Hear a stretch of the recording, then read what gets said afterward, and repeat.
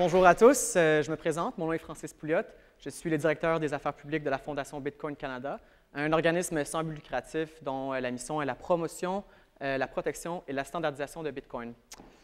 Il y a environ 2 mois, j'ai quitté ce que je considérais comme une carrière très prometteuse en tant qu'analyste en politique publique afin de me concentrer à temps plein sur ce que je viens faire aujourd'hui avec vous, c'est-à-dire partager ma passion pour Bitcoin. Mais avant que je commence à vous bombarder d'informations, peut-être faire un petit tour de salle. Donc, levez la main ceux qui connaissaient Bitcoin avant de venir ici aujourd'hui. OK, presque tout le monde. Levez la main ceux qui possèdent des Bitcoins. Deux personnes, quatre personnes, OK, c'est pas pire. Et levez la main ceux qui sont assez confiants pour m'expliquer exactement comment Bitcoin fonctionne. Une personne. OK, 2 personnes. Bon. Le reste d'entre vous, inquiétez-vous pas. Malheureusement, j'aimerais ça vous dire qu'aujourd'hui, vous allez sortir de la salle en comprenant tout, mais ça serait faux, parce que même moi, la première fois qu'on m'a expliqué comment Bitcoin fonctionne, j'ai absolument rien compris. Alors, c'est absolument normal d'être confus lorsqu'on entend parler de technologies comme la cryptographie, les chaînes de blocs, les réseaux de paires et mining. Ce sont des concepts technologiques assez poussés, et en fin de compte, je ne sais même pas encore comment un Boeing 747 arrive à voler, mais ça ne m'empêche pas de prendre l'avion non plus. Alors, ce qui a vraiment changé ma vie, ce qui m'a vraiment poussé dans Bitcoin, c'est quand j'ai compris quelle était la raison d'être de Bitcoin, donc à quoi ça sert et pourquoi j'en ai besoin, et c'est ça que je vais communiquer avec vous aujourd'hui. Quand je repense à ce jour, je ne peux pas m'empêcher de penser à cette citation de Henry Ford qui a dit « C'est une bonne chose que le peuple ne comprenne pas le système monétaire et le système bancaire, parce que s'il le comprenait, il y aurait une révolution avant demain matin. » La raison pour laquelle Bitcoin est souvent qualifié de révolution, c'est parce que cette technologie nous permet pour la première fois de concevoir un système monétaire et un système bancaire complètement indépendant et complètement différent de ceux dans lesquels on évolue aujourd'hui. C'est par la force du contraste que Bitcoin nous fait remarquer la médiocrité de notre réalité par rapport à ce que la technologie peut offrir. Donc, commençons tout de suite, allons-y. Qu'est-ce que Bitcoin? Premièrement, Bitcoin est un réseau de transactions électroniques décentralisé sur Internet qui permet à n'importe quel individu de transférer de l'argent à n'importe qui dans le monde de manière directe et instantanée. Bitcoin est également une monnaie complètement numérique qui est utilisée comme moyen d'échange et unité de compte sur le réseau. Ces 2 attributs de Bitcoin font en sorte que ce soit à la fois une alternative au système bancaire traditionnel que l'on connaît à travers les banques, les cartes de crédit, les processeurs de paiement comme PayPal, et à la fois le système monétaire qui est apparu au 20e siècle, c'est-à-dire les devises nationales qui sont créées et contrôlées par des banques centrales sous les commandes d'un gouvernement. La plus grande différence entre ces systèmes et Bitcoin, c'est que ces systèmes sont complètement centralisés, alors que Bitcoin est complètement décentralisé. Aucun gouvernement, aucune banque centrale, aucune institution financière ou aucun groupe, quel qu'il soit, n'a de contrôle ni sur le réseau, ni sur la gestion de la monnaie. Avec Bitcoin, finit la symétrie de pouvoir. Bitcoin est un réseau de pairs, un peer-to-peer network, comme BitTorrent, que vous avez probablement déjà utilisé si vous avez téléchargé un film de Pirate Bay. Dans ce genre de réseau, tous les utilisateurs sont à la fois consommateurs et fournisseurs de ressources. Avec Bitcoin, aucune permission gouvernementale, aucune information personnelle, aucune documentation et aucun capital minimum n'est requis, ce qui en fait le système financier le moins discriminatoire sur la planète. Bitcoin octroie à ses utilisateurs un droit de propriété irréversible et indéniable sur leur argent, ainsi que la capacité de transiger avec d'autres personnes sans aucune autorisation externe, selon leurs propres termes, ce qu'on appelle communément la liberté de transaction. C'est beau tout ça, mais ça ne nous explique pas à quoi ça sert. Donc, afin de comprendre, on va faire un petit exercice de visualisation. Si je vous demande de réfléchir au concept abstrait qu'est la monnaie, quelle est la première chose qui vous vient en tête? Pardon? L'échange? Ben, quand on parle de monnaie, moi, je pense à quelque chose comme ça. Dépendamment du pays d'où vous venez, on pense toujours automatiquement aux billets de banque. Effectivement, on accepte de se faire payer avec ces bouts de papier, parce qu'avec ces bouts de papier, on peut se procurer les biens et les services que l'on désire. Et si les marchands acceptent également ces bouts de papier, c'est parce qu'eux aussi veulent se procurer les biens et les services qu'ils désirent. Après tout, c'est ça le fonctionnement de la monnaie, non? Toutes ces monnaies ont les mêmes caractéristiques communes. La seule vraie grande différence, c'est le visage qui est imprimé dessus.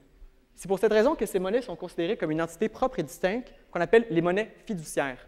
Elles sont très différentes des monnaies qui ont été utilisées par le passé par nos ancêtres, comme l'or et l'argent. Elles sont également très différentes de celles qui seront utilisées dans le futur, comme Bitcoin, par un seul élément. Les monnaies fiduciaires n'ont aucune valeur intrinsèque autre que leur utilité en tant que médium d'échange. Mais pourtant, les dollars sont clairement perçus comme étant de la valeur, puisqu'on voit toujours dans les films des bandits qui essaient de voler dans les banques au péril de leur vie. Alors, si c'est le cas, d'où vient la valeur des monnaies fiduciaires? Afin de comprendre d'où vient la valeur des monnaies fiduciaires, il est intéressant de penser à l'étymologie du mot fiduciaire, qui provient du mot latin fiducia, qui signifie foi ou confiance. La valeur des dollars provient du fait que nous avons tous confiance que nous pourrons l'utiliser pour nous procurer les biens et les services que l'on désire. Et cette valeur-là fait en sorte, cette confiance-là fait en sorte que nous acceptons d'utiliser les dollars comme méthode de paiement dans la vie de tous les jours. Ceci rend à la fois le dollar utile et désirable. Mais qui est venu le premier? La confiance du public ou l'utilité du dollar? Ça ressemble un peu à une logique circulaire, non? Eh bien, c'est aucun des deux. C'est l'État.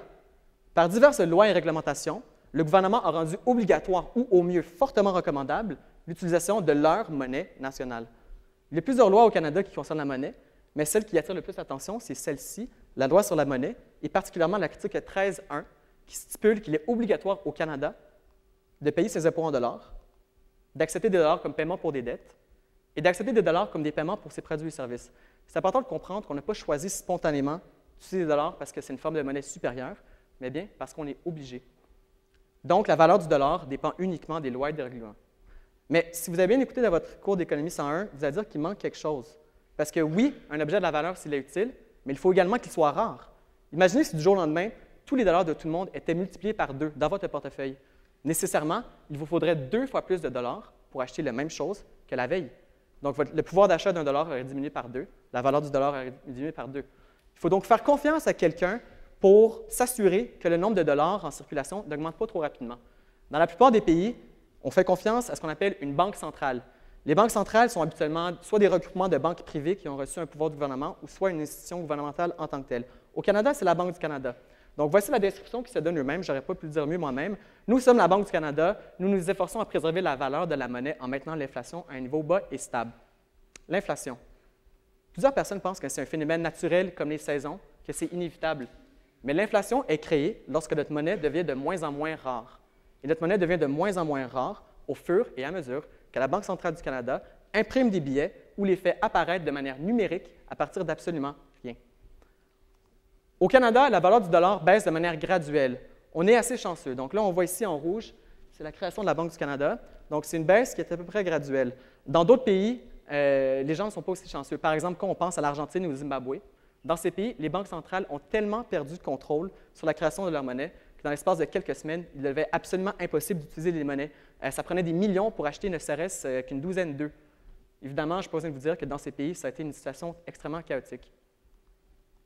Nos voisins du Sud, les États-Unis, ont également de la difficulté à se contrôler en termes de création de la monnaie.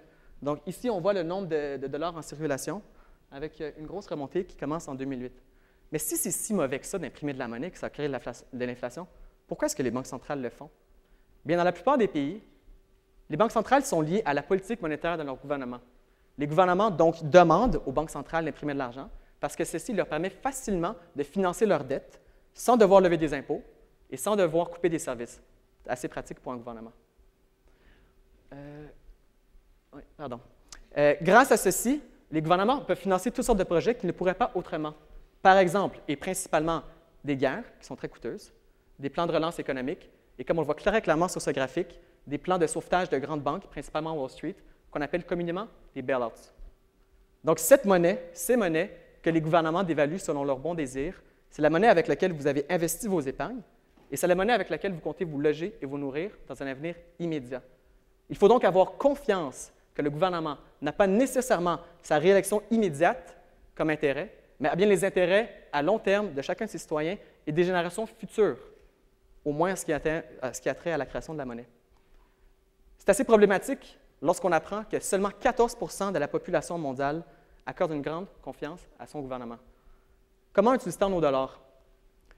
Puisque la valeur d'un dollar, si vous la laissez sous votre matelas ou dans un coffre-fort, va s'évaporer comme un raisin au soleil, il est indispensable d'avoir recours à une institution financière traditionnelle pour préserver la valeur de son argent, que ce soit une banque ou par des investissements.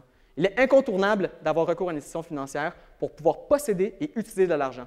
Ces institutions gardent toujours contrôle sur nos transactions, elles ont toujours accès à notre argent, elles sont les dépositaires de nos informations privées. Tout ça, ça veut dire que ces institutions ont un pouvoir absolument démesuré sur nos vies. Et le pire là-dedans, c'est que nous sommes leurs clients. Nous les payons pour tous ces services. Plusieurs personnes, depuis très longtemps, pensent qu'il n'y a aucune alternative. Mais aujourd'hui, il est maintenant possible de commencer à penser à un plan B. Et ce plan B, c'est Bitcoin. Le futur de la monnaie commence en 2008, alors que Satoshi Nakamoto publie le Bitcoin White Paper intitulé Bitcoin, a Peer-to-Peer Electronic Cash System.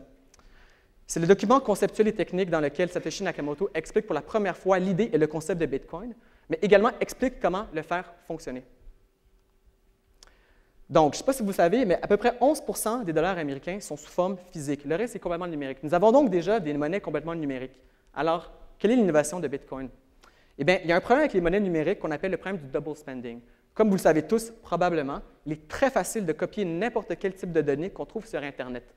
Avec une monnaie numérique, ça devient assez problématique parce que si on peut copier une monnaie, ça veut dire qu'on peut la dépenser 2 fois, d'où le terme double spending, ou plusieurs fois. Et évidemment, personne n'utiliserait ou ne ferait confiance à une telle sorte de monnaie. La solution qu'on utilise aujourd'hui utilise un système qu'on appelle un réseau client-serveur, c'est-à-dire qu'on va confier la validation, la gestion, tout le contrôle de toutes les transactions dans une certaine monnaie à une entité centralisée qui, elle, va pouvoir garantir à tout le monde que l'argent, effectivement, n'a été dépensé qu'une seule fois. Le problème avec ceci, c'est que tout le contrôle du système monétaire et financier repose dans la main de quelques personnes qui font cette validation, comme c'est le cas aujourd'hui. Alors, l'innovation de Satoshi Nakamoto aurait été de résoudre ce problème avec un système qui s'appelle un réseau peer-to-peer. Dans un réseau peer-to-peer, comme je l'ai expliqué, tous les utilisateurs sont à la fois consommateurs et producteurs de ressources. Donc, le système que Satoshi Nakamoto a inventé, c'est que lorsqu'une transaction Bitcoin est effectuée, elle est publiée sur un réseau et visible à tout le monde. Donc, ici, on voit en temps réel le réseau. Donc, ce que vous voyez apparaître, ce sont toutes des transactions qui sont en train de se faire confirmer et enregistrer dans le registre de toutes les transactions. Ce registre de transactions, les données qui sont à l'intérieur, est hébergé de manière distribuée sur les ordinateurs de tous les participants au réseau. C'est comme ça qu'on sait à qui appartiennent les Bitcoins. Donc, tout le monde sait qu'un Bitcoin a été dépensé à tel moment, toute dépense subséquente est invalide. La grande différence entre Bitcoin en termes de monnaie et des dollars, c'est que l'émission des Bitcoins est faite de manière mathématiquement prévisible, qui suit plus ou moins, comme vous voyez en orange, une courbe logarithmique. Le nombre de Bitcoins est mathématiquement limité à 21 millions, ce qui veut dire que personne ne peut manipuler le nombre de Bitcoins pour son intérêt personnel. Ceci veut également dire que le pouvoir d'achat d'un Bitcoin est toujours destiné à augmenter sur le long terme, ce qui fait en sorte que ce soit une alternative très attrayante aux monnaies hyperinflationnistes. Donc, levez la main ceux qui ont déjà fait un achat par carte de crédit. J'imagine presque tout le monde. Est-ce que vous savez par combien d'étapes cet achat est passé? Et est-ce que vous savez entre combien de mains votre argent est passé? Ça pourrait vous surprendre. Voici les principaux intermédiaires et les principales étapes pour l'autorisation de votre carte de crédit. Voici les principaux intermédiaires et les principales étapes pour le règlement et la compensation, ce qu'on appelle communément le paiement. Ce qui est important de comprendre, c'est qu'à chacune de ces étapes, chacun des intermédiaires a accès à vos informations, peut stopper la transaction, et ces gens ne travaillent pas pour des peanuts, loin de là. Transaction Bitcoin n'implique que les parties qui veulent volontairement transiger. Il n'a besoin de la validation de personne d'autre, la permission de personne d'autre, il n'y a absolument aucun intermédiaire. C'est donc une transaction 100% directe. Conceptuellement, c'est vraiment l'équivalent d'une transaction cash, main à main, mais sur une longue distance. L'autorisation est faite par l'utilisateur à travers un principe qui s'appelle la cryptographie asymétrique, un peu trop compliqué pour que j'explique ici, mais l'autorisation, elle est visible sur la chaîne de blocs. La compensation et les règlements sont effectués de manière distribuée par tous les utilisateurs sur le réseau. Elle est également confirmée sur la chaîne de blocs. Je ne sais pas si j'ai précisé, mais la chaîne de blocs, c'est le nom du registre qu'on voyait tantôt. C'est ça, la chaîne de blocs. Un avantage considérable de Bitcoin aussi, c'est que c'est un outil fort de protection de la vie privée. L'année dernière, aux États-Unis, 17 millions de personnes ont été victimes de fraudes liées au vol d'identité. Ces personnes ont perdu collectivement 21 milliards de dollars. Et quelle était la source de ces fraudes? 90 %, moitié-moitié, les cartes de crédit et les banques. En effet, on est obligé de donner un nombre que je trouve moi-même absurde d'informations personnelles aux institutions bancaires. Voici les informations nécessaires à donner pour faire un virement bancaire. Il y en a 12, on ne les énumère pas, mais quand vous ouvrez votre compte, en plus de ça, vous devez fournir 2 pièces d'identité ainsi qu'une preuve d'adresse. Voici les informations nécessaires et requises pour une transaction Bitcoin. La clé publique du récipiendaire, qui est l'équivalent d'un numéro de compte, et le montant à envoyer. Voici la documentation requise pour utiliser Bitcoin. Absolument rien. Si aucune information privée n'est donnée, aucune information privée ne sera volée. Un autre aspect vraiment intéressant avec Bitcoin, c'est que c'est tellement rapide. C'est vraiment rapide et c'est tellement rapide que pour moi, l'équivalent conceptuel le plus approprié, c'est téléporter du cash. Directement dans le coffre-fort de quelqu'un en plus. La vitesse de Bitcoin par rapport aux banques, elle est comparable à celle du courriel par rapport à la poste. Une transaction Bitcoin prend à peu près 1 seconde, 2 secondes avant d'être envoyée. Elle est confirmée en à peu près 10 minutes. Un virement bancaire international prend 48 heures de jeu ouvrable au minimum et peut prendre plusieurs semaines. Bitcoin est une monnaie sans frontières et Bitcoin, moi, je pense que c'est vraiment l'essence même de la mondialisation. Les frontières nationales, la distance physique n'ont absolument aucune importance dans le système Bitcoin, un peu comme avec le courriel. Finalement, le royaume de Bitcoin, c'est simplement l'Internet. En plus de devoir payer des frais bancaires pour avoir accès à notre argent et en plus de payer les frais de la diminution de notre pouvoir d'achat, le système des dollars et des instituts bancaires nous coûte très cher. Voici le coût d'un virement bancaire à partir du Canada pour les 10 pays qui reçoivent le plus de virements à partir du Canada. Comme vous voyez, c'est très élevé. C'est exprimé en pourcentage de transaction pour une transaction moyenne de 200 $. Ça va entre 13 et 8 %. Ceci est particulièrement néfaste pour les immigrants qui sont venus travailler au Canada et qui comptent renvoyer de l'argent à leur famille dans leur pays d'origine. Puisque Bitcoin, toutes les tâches sont faites de façon distribuée et qu'il n'y a aucun intermédiaire, ça coûte absolument ou presque rien. En fait, utiliser et faire une transaction avec Bitcoin est 100% gratuit. La seule façon de payer pour utiliser Bitcoin, c'est si on veut rajouter un frais volontaire supplémentaire à une transaction afin que cette transaction soit confirmée plus rapidement. Le frais moyen pour une telle transaction est de 0,0001 Bitcoin ou actuellement 5 sous. Un des buts avoués des promoteurs comme moi de Bitcoin, c'est de rendre accessibles les services financiers à un plus grand nombre de personnes. Actuellement, 2,5 milliards d'êtres humains n'ont aucun accès à des services bancaires et aucun accès à des services financiers.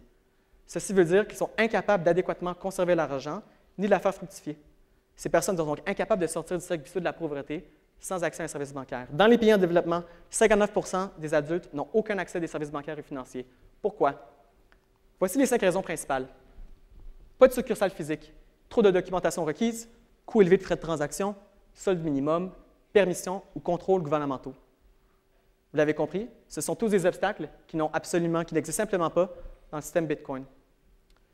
Bitcoin, c'est en quelque sorte, les caractéristiques de Bitcoin en tant que monnaie, c'est en quelque sorte celles qu'on aurait choisies si on avait voulu créer une monnaie super-héros.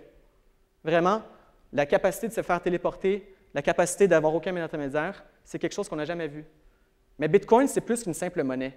C'est l'innovation technologique la plus significative depuis l'invention de l'Internet. Bitcoin, c'est une communauté de personnes qui repoussent les limites de l'imaginable. Bitcoin, c'est une alternative à un système qu'on n'a pas choisi. Bitcoin, c'est un outil de libération. Merci.